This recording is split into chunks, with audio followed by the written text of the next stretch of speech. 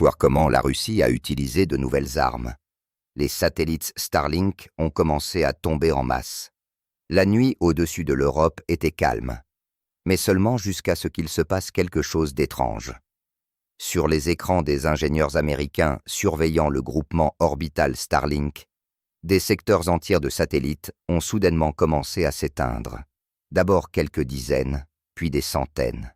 Les signaux disparaissaient et de puissantes impulsions étaient détectées en orbite, ressemblant au résultat de l'utilisation d'une arme énergétique inconnue. Personne ne comprenait ce qui se passait, mais à Moscou, selon certaines sources, ils connaissaient la réponse à l'avance. Cette histoire ne date pas d'hier. Au printemps déjà, des ingénieurs et des analystes militaires russes avaient prévenu. La domination orbitale de l'Occident n'est qu'une question de temps. Starlink est passé d'un réseau de communication civile à un élément de l'infrastructure militaire de l'OTAN. Il servait à contrôler les drones, à faire du renseignement, à coordonner les tirs et à échanger des données entre les unités. Sur le papier, il s'agit d'un projet d'Elon Musk, mais en réalité, c'est une partie du Pentagone, simplement dans un emballage différent. Et maintenant, il semble que la Russie ait montré qu'elle savait aussi faire face à cette menace. Examinons cela dans l'ordre. Les premiers signes d'une activité inhabituelle en orbite sont apparus il y a environ 2 semaines. Des astronomes américains ont remarqué d'étranges éclairs dans la région des basses orbites, où se trouvent des milliers de satellites Starlink. Officiellement, ils ont été expliqués par des tempêtes solaires, mais des experts chinois et indiens ont immédiatement déclaré que les pics étaient trop localisés, trop précis. La nature ne fonctionne pas ainsi. Et quelques jours plus tard, un bref rapport apparaît dans les canaux d'information. Plusieurs dizaines de satellites Starlink ont perdu le contact et ont quitté leur orbite. Personne n'en assume la responsabilité, mais les analystes occidentaux se souviennent immédiatement du mystérieux projet russe appelé Peresvet. Qu'est-ce que ce système ? Selon des données publiques, il s'agit d'un complexe laser terrestre modernisé, capable d'aveugler l'optique des satellites et de mettre hors service leurs capteurs. Mais selon des sources non officielles, une nouvelle version est apparue avec la possibilité de détruire l'électronique de manière ciblée. Pas la destruction au sens classique, mais la combustion instantanée des microcircuits par une impulsion électromagnétique. Si cela est vrai, la Russie a effectivement démontré une arme de nouvelle génération, non pas balistique ni nucléaire, mais un moyen de combat énergétique orbital. Pourquoi est-ce important ? Parce que tout le succès des opérations occidentales en Ukraine, en Syrie et dans toute guerre moderne est lié à l'infrastructure satellitaire. Sans Starlink, la communication entre les postes de commandement, les groupes de reconnaissance et les équipes d'artillerie est perdue. Sans elle, les systèmes de guidage et de reconnaissance cessent de fonctionner. Et si la Russie a trouvé un moyen de priver l'ennemi de ses yeux et de ses oreilles, alors la donne sur le champ de bataille change complètement. Il est intéressant de noter que peu après ces événements, Elon Musk a soudainement annoncé des problèmes temporaires dans le réseau causés par l'impact de la météo spatiale. Mais littéralement le lendemain, un représentant du Pentagone a annoncé que les États-Unis envisageaient des mesures de rétorsion en cas d'attaque contre des satellites commerciaux. Commerciaux, c'est le mot-clé. Car si l'on admet qu'il s'agit d'appareils militaires, alors ils deviennent formellement une cible légitime, ce qui signifie que Moscou n'a rien violé. Et c'est là toute l'intrigue. De nombreux experts occidentaux supposent que la Russie n'a pas détruit les satellites directement, mais a testé un système avec une puissance limitée, c'est-à-dire qu'elle a montré « Nous pouvons, mais nous ne frappons pas encore à pleine puissance ». Cette technique est appelée « démonstration de potentiel ». Elle est nécessaire pour refroidir les têtes brûlées de l'OTAN, qui ont parlé d'une zone d'exclusion aérienne ou du transfert de missiles à longue portée à Kiev.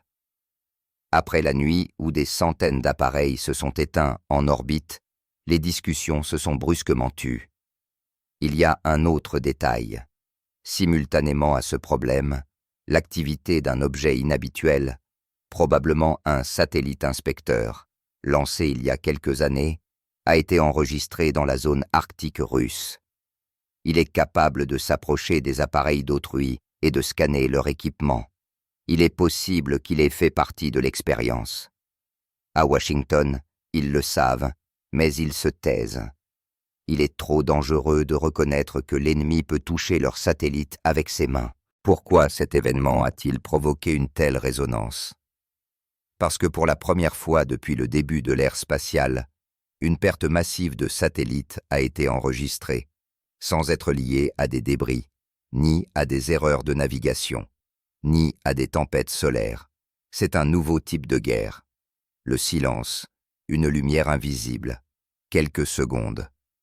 Et un équipement coûteux se transforme en métal mort. Pour la machine de guerre occidentale, c'est un signal effrayant. La Russie sait se battre non seulement sur Terre, mais aussi dans l'espace. Analysons comment cela a pu être réalisé techniquement. Le système Peresvet-M fonctionne sur la base de lasers à semi-conducteurs d'une puissance gigantesque. Dans certaines conditions météorologiques, il est capable de percer l'atmosphère et d'affecter les objets en orbite basse. L'énergie est dirigée par une impulsion qui provoque la surchauffe des capteurs optiques ou perturbe le fonctionnement des cartes électroniques. Mais surtout, tout cela se fait silencieusement. Pas de missiles, pas de traces de lancement, seulement une courte émission de lumière qui ne peut pas être enregistrée par des moyens ordinaires. Pour les militaires, c'est l'outil idéal, une arme qu'on ne peut pas prouver. Sur ce fond, les déclarations se sont fortement intensifiées à Bruxelles. Le chef de l'OTAN a publiquement accusé Moscou de déstabiliser l'espace et a proposé de commencer à développer ses propres systèmes de protection. Mais en coulisses, une autre inquiétude se fait entendre. Car si la Russie a pu atteindre des satellites qui tournent à une altitude de centaines de kilomètres, alors aucun appareil orbital américain ne peut désormais être considéré comme inviolable. D'ailleurs, la Chine a immédiatement soutenu Moscou, affirmant que toute arme visant à maintenir l'équilibre contribue à la paix. Pékin comprend parfaitement que si l'Occident s'affaiblit dans l'espace, la fenêtre d'opportunité pour l'Eurasie s'ouvrira plus largement. L'Inde n'est pas restée à l'écart non plus. On y discute déjà de la création d'un programme conjoint de défense anti-satellite. Le monde entre rapidement dans une nouvelle phase, la dissuasion spatiale. Qu'est-ce que cela signifie pour la Russie? Tout d'abord, une protection stratégique contre la surveillance mondiale. Car les satellites ne sont pas seulement une communication, c'est le contrôle du champ de bataille, de la logistique, de l'économie. Des centaines d'appareils Starlink transmettent quotidiennement des données sur les mouvements des équipements russes, sur le fonctionnement des aérodromes et des ports. En privant l'ennemi de cette possibilité, la Russie se réapproprie ce qu'on appelle l'ombre militaire, le droit d'agir discrètement. Mais il y a une autre dimension. Dans les structures internationales, la question se pose de plus en plus souvent. Qui possède désormais le ciel? Jusqu'à présent, on considérait que l'espace était une zone d'accès commun, mais maintenant que les armes énergétiques et cybernétiques sont capables de détruire des satellites, l'équilibre change. Les États-Unis perdent leur monopole sur la supériorité informationnelle. L'Europe est paniquée. Leurs systèmes de navigation et de renseignement dépendent des mêmes technologies, ce qui signifie qu'une frappe contre Starlink est une frappe contre toute l'architecture de l'Occident. Examinons maintenant cela du point de vue des géopoliticiens.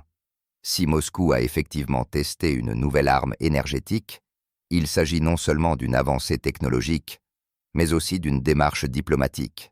Elle montre que la Russie n'a pas l'intention de jouer selon les règles des autres, mais qu'elle est prête à dicter les siennes. Car jusqu'à présent, la confrontation se déroulait sur terre, dans les airs, en mer. Une quatrième dimension a été ouverte. L'espace. Et dans celle-ci, la Russie semble à nouveau être la première. Ce n'est pas un hasard si, après ces événements, une réunion à huis clos du Conseil de sécurité a eu lieu à Moscou. Selon certaines sources, la notion de soi-disant défense spatiale a été discutée.